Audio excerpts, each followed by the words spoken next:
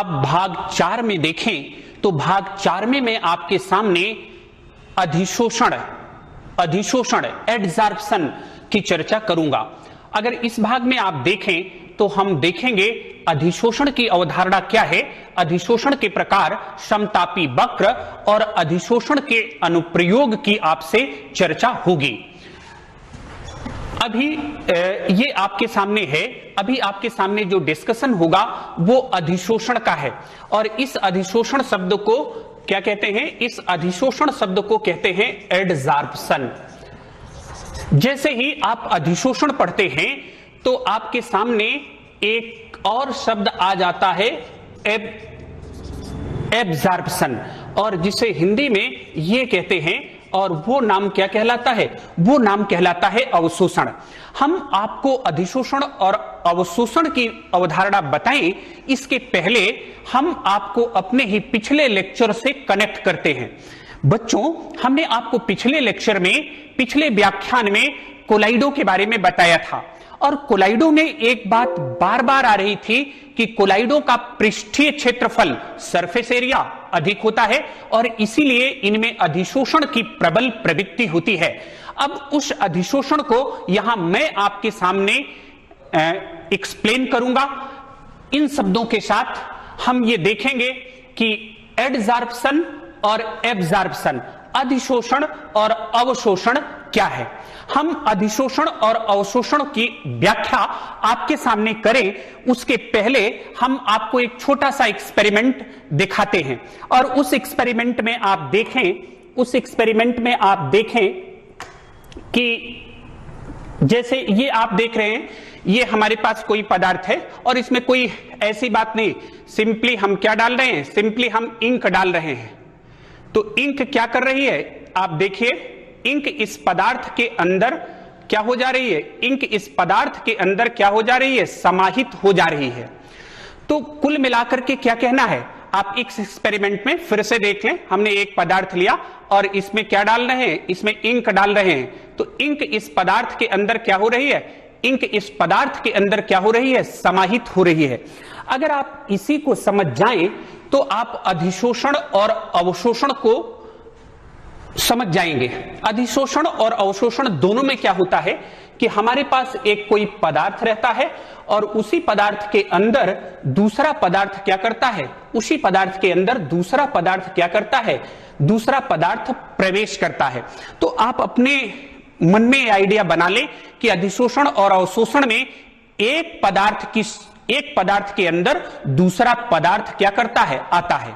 कोई एक पदार्थ है, जैसा हमने अभी आपको डेमोन्स्ट्रेशन दिखाया, कोई एक पदार्थ है और उसके अंदर क्या आएगा, उसके अंदर दूसरा पदार्थ आएगा।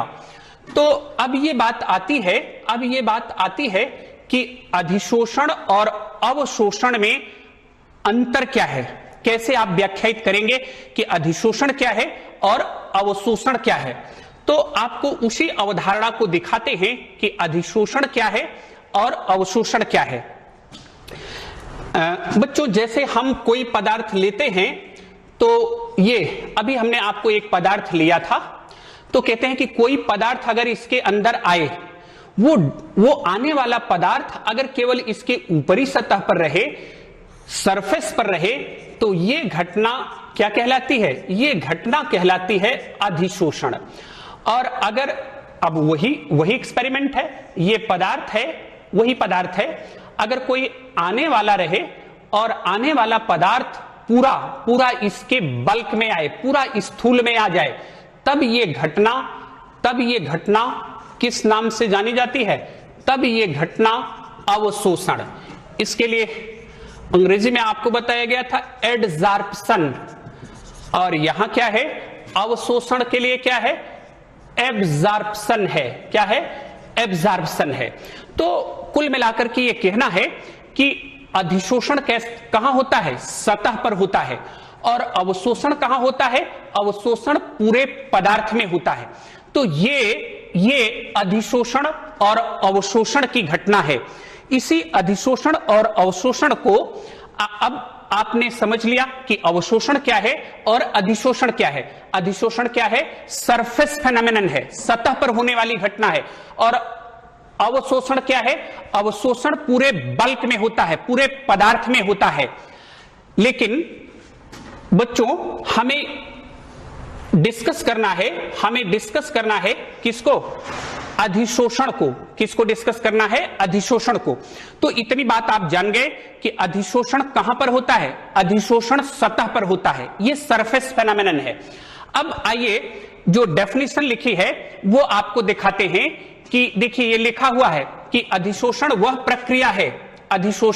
प्रक्रिया है जिसमें किसी पदार्थ की सांद्रता उसके संपर्क में रखे पृष्ठ पर स्थूल की अपेक्षा अधिक हो जाती है। तो वो हमने आपको बताया। इसमें क्या होता है? इसमें किसी गैस या विलयन के कण किसी पदार्थ प्रायः ठोस के पृष्ठ से जुड़ जाते हैं। तो आपको समझना है बच्चों कि आने वाला जो सामान्यतः होता है वो क्या होता है? आने वाला जो होता है गैस या विलयन। क्या होता है? गैस या विलयन। और जिस पर आता है वो पदार्थ प्रायः क्या होता है? वो पदार्थ प्रायः ठोस होता है। वो पदार्थ प्रायः क्या होता है? ठोस होता है। तो अधिशोषण में क्या होता है? अधिशोषण में किसी ठोस पृष्ठ पर गैस या विलयन क्या करता है? प्रवेश करता है। और वो कहां प्रवेश करता है? ये बात जरूर हमेशा अधिशोषण में याद रखें कि अधिशोषण के कहां प्रवेश करता है? पृष्ठ पर। इसी अधिशोषण को हम आपको एक छोटे से डेमोन्स्ट्रेशन प्रयोग से दिखाएं तो आप उसको देख सकते हैं। ये हमने एक टेस्ट ट्यूब में स्याही इंक लिया है और ये सिंपल चाक है जो आप बोर्ड पर लिखने में यूज करते हैं। हमने इस चाक को इसमें क्या कर दिया? डिप कर दिया, डुबो दिया। तो अब बच्चों आपको क्या दिखाई दे रहा है? आपको दिखाई दे रहा है कि ये बाहर से आपको दिखाई दे रहा है कि ये चाक कैसी हो गई? कलर्ड हो गई। तो हमें ये देखना है कि ये चाक कलर जो है इस चाक के अंदर कितना प्रवेश कर गया है। तो हम इसको क्या करते हैं? हम इसको तोड़ते हैं। तो जरा ध्यान से देखिए, आपको दिख रहा होगा। यहां देखिए, ऊपर तो ये रंगीन है लेकिन जब हमने तोड़ा तो अंदर कैसा दिख रहा है? व्हाइट दिख रहा है। इसका मतलब जो इंक प्रवेश की है वो कहां है? केवल ऊपरी सतह पर, सरफेस पर है। तब आपको बच्चों बताना है ये घटना कौन सी है? अधिशोषण या अवशोषण? आंसर बहुत क्लियर है कि ये घटना कैसी है बच्चों? ये घटना जो है अधिशोषण की है। और आप कहेंगे क्यों अधिशोषण है? क्योंकि ये सरफेस पर हो रही है, पृष्ठ पर हो रही है, पूरे बल्क में, पूरे पदार्थ में नहीं हो रही है। तो यही बात अधिशोषण की है कि अधिशोषण कैसी फेनोमेनन है? सरफेस फेनोमेनन है जिसमें कोई आने वाला पदार्थ अन्य पदार्थ की सतह पर क्या कर जाता है? अन्य पदार्थ की सतह पर अपनी सांद्रता क्या कर लेता है? बढ़ा लेता है। अब दो बातें आई, देखिए इसमें दो बातें आई। तो एक तो वो पदार्थ है जिसमें अन्य पदार्थ आता है, तो ये दो बातें हो गई। एक आने वाला पदार्थ है और एक जिस पर आता है। तो ये आपको लिखा है वह पृष्ठ जिस पर अधिशोषण होता है उसे क्या कहते हैं? अधिशोषक।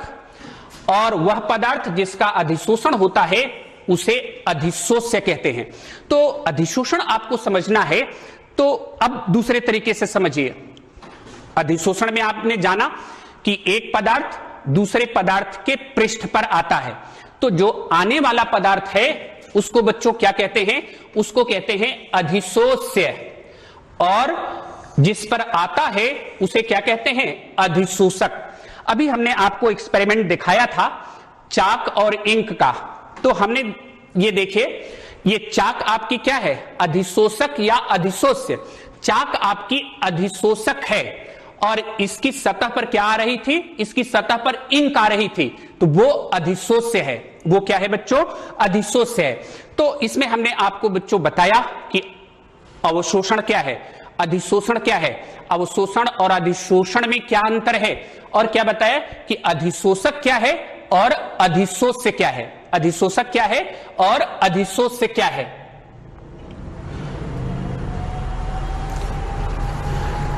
अब इसी अधिशोषण के आपके उदाहरण दिए गए हैं। किसके उदाहरण दिए गए हैं बच्चों? अधिशोषण के उदाहरण आपको दिए गए हैं। पहला उदाहरण आपके सामने है और वो उदाहरण क्या दिया गया है?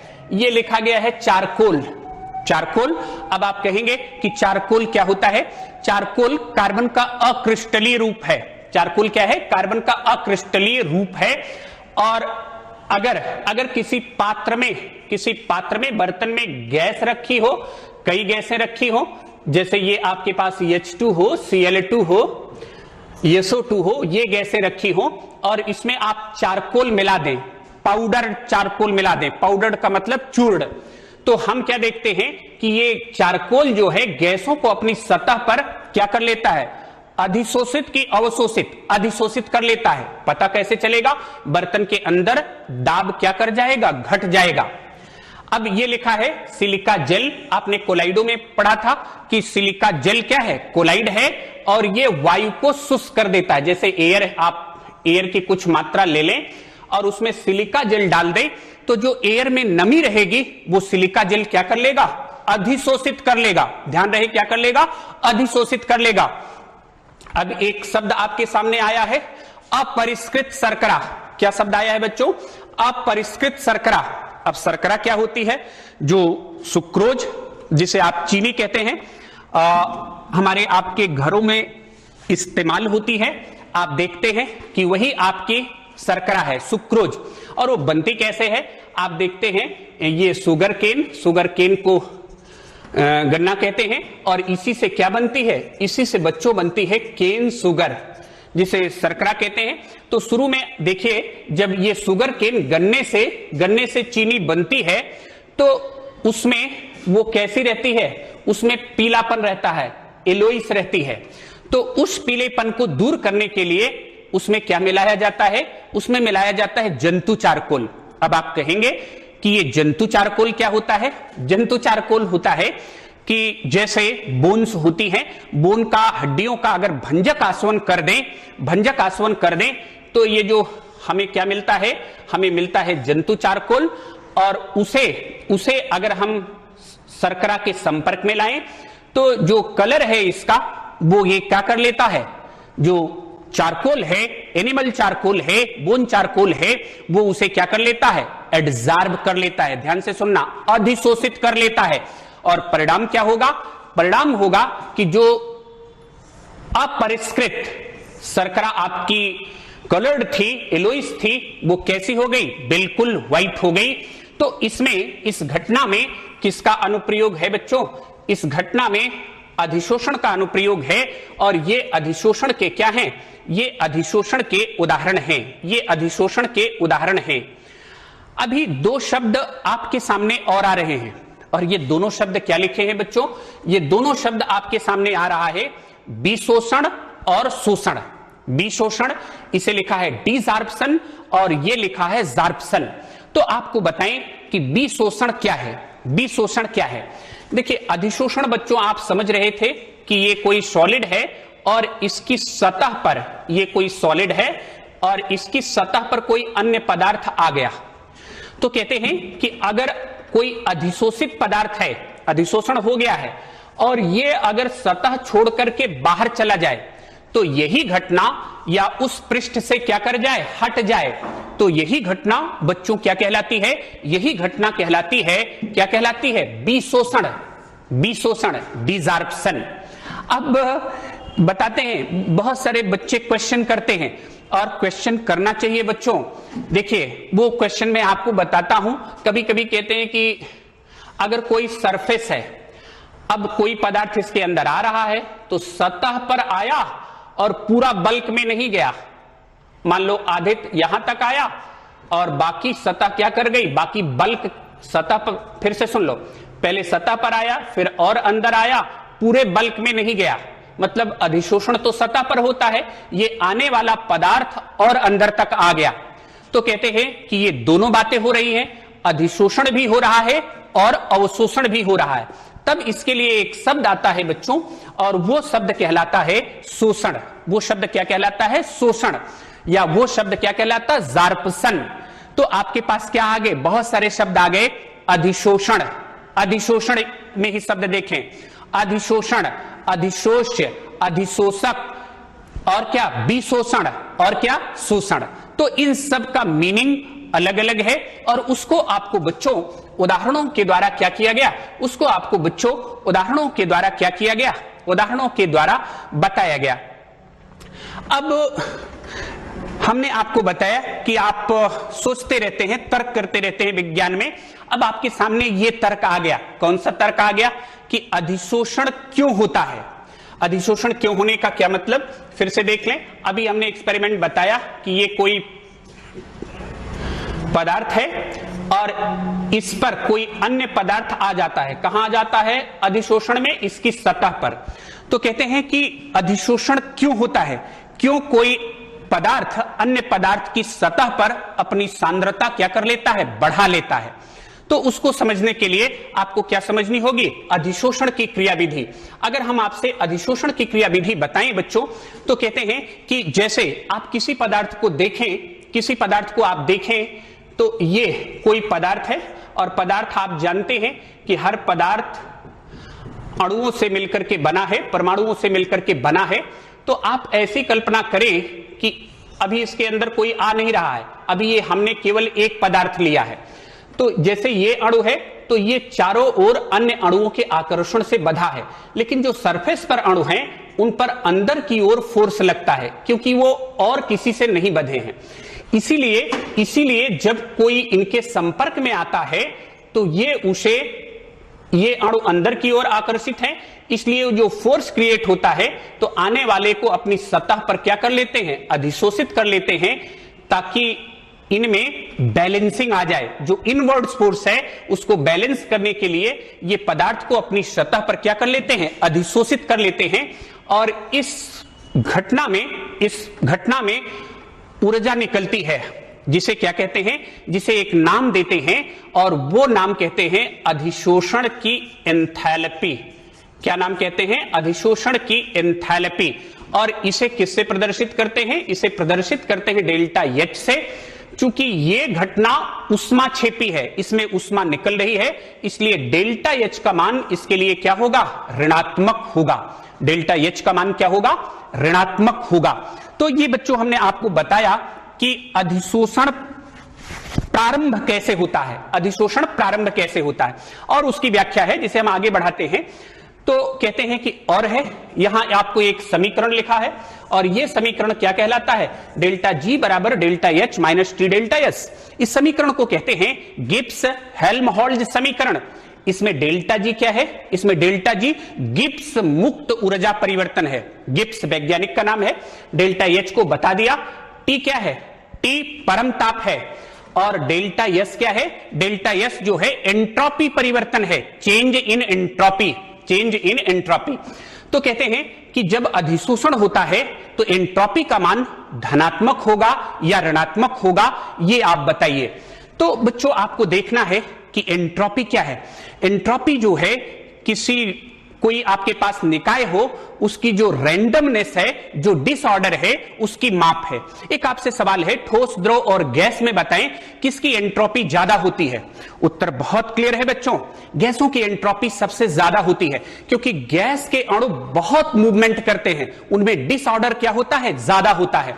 अब ये देखिए, जैसे आप समझे कि ये कोई हमारा ठोस मटेरियल है, अगर इसके अंदर गैस आ रही है तो गैस तो पहले मुक्त थी, जब ये सतह पर अधिशोषित हो गई, क्या हो गई, अधिशोषित हो गई, तो श्योर है कि इसकी एंट्रोपी क्या कर गई, श्योर है कि इसकी एंट्रोपी क्या कर गई, श्योर है कि इसकी एंट्रोपी घट गई। मतलब जो डेल्टा एस है वो नेगेटिव हो गया, तो नेगेटिव और नेगेटिव दोनों क्या हो गए, टी डेल्टा एस की वैल्यू क्या हो गई, पॉजिटिव हो गई। तो कहते हैं कि डेल्टा जी, अगर डेल्टा जी का मान नेगेटिव आता है, तो कहते हैं कोई डेल्टा जी की वैल्यू से आप कहते हैं अगर डेल्टा जी का मान नेगेटिव है तो कोई प्रक्रम स्वतः होगा, स्पॉन्टेनियस होगा। अब आप कहेंगे स्पॉन्टेनियस प्रक्रम क्या है, स्पॉन्टेनियस प्रक्रम वो है जो अपने आप हो, जिसके लिए बाह्य बल की जरूरत ना हो। यही आपको बता देते हैं स्पॉन्टेनियस प्रोसेस क्या है बच्चों। जैसे ये आपके पास इसे हम कहते हैं इंक्लाइंड प्लेन है, यहां आप कोई बॉल रख दें तो अपने आप ये नीचे चली आएगी, इसके लिए किसी बाह्य बल की जरूरत नहीं है। तो ये कहते हैं स्पॉन्टेनियस प्रोसेस है, जो अपने आप हो।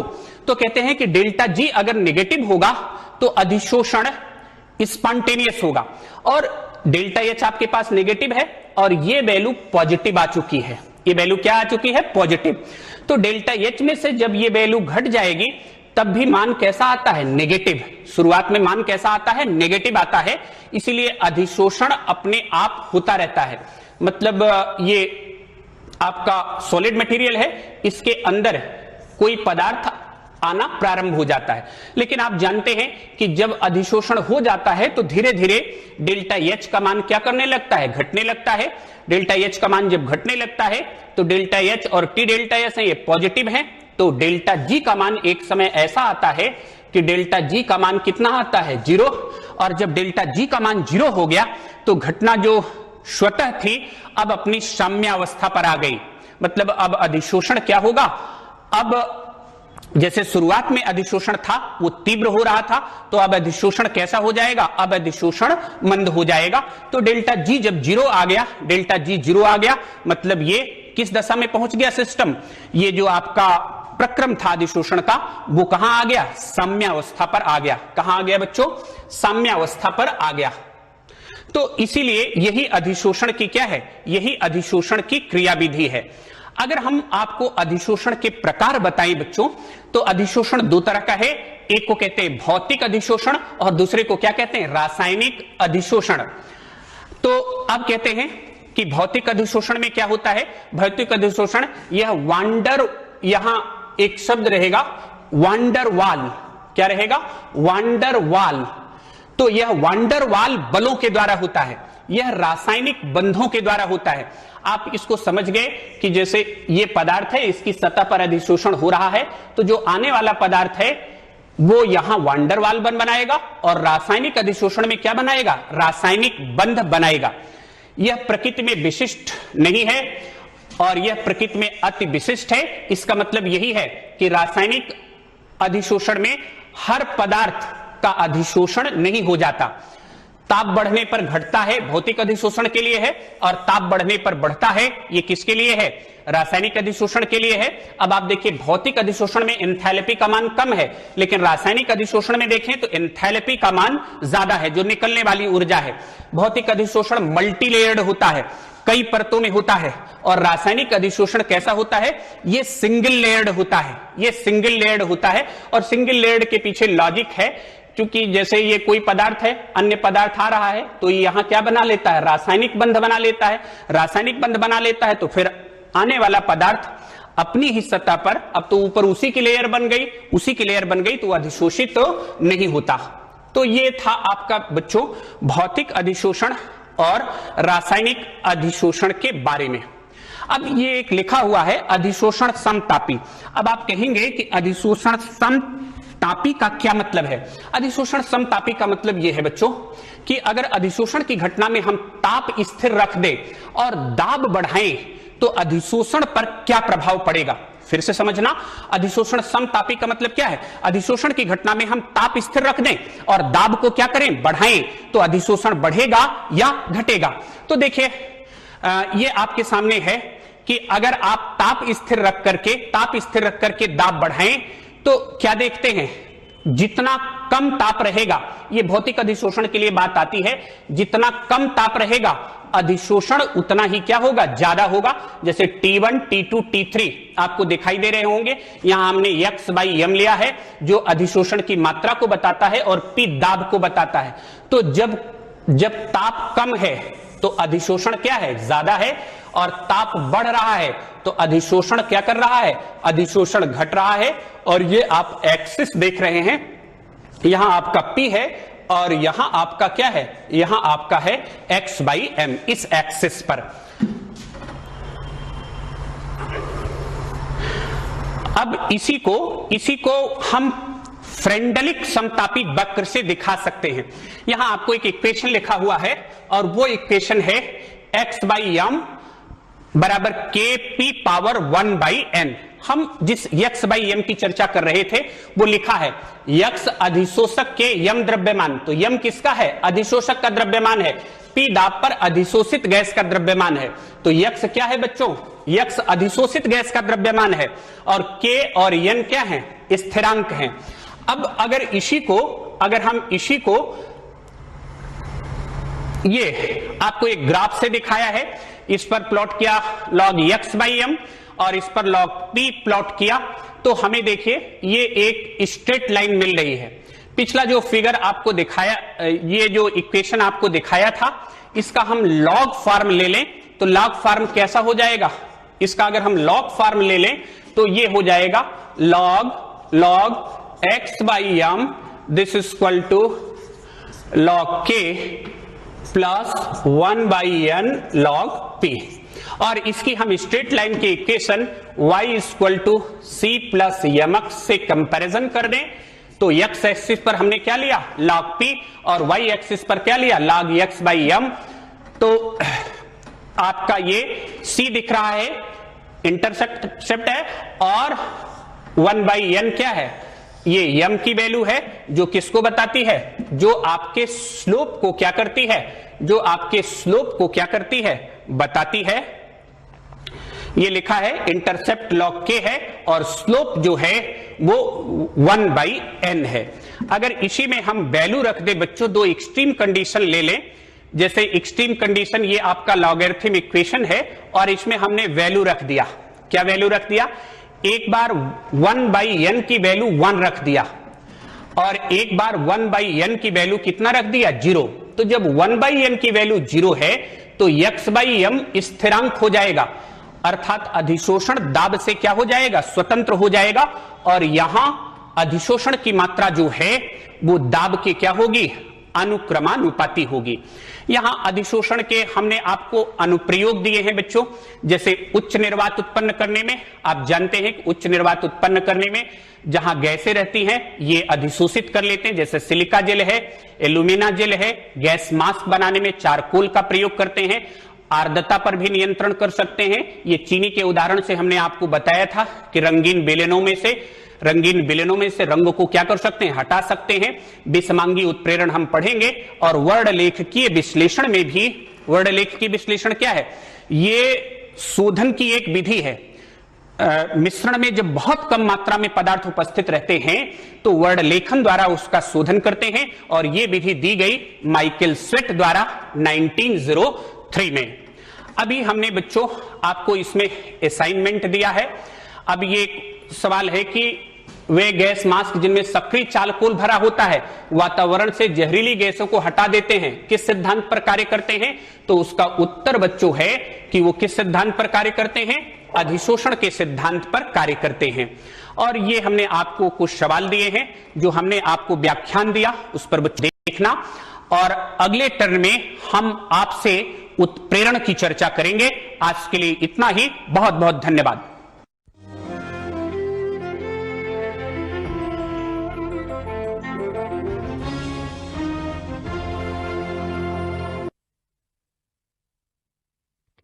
जीवन मूल्यों की गहराई में उतरकर उनको अपने आप में समाहित कर बना एक मनुष्य।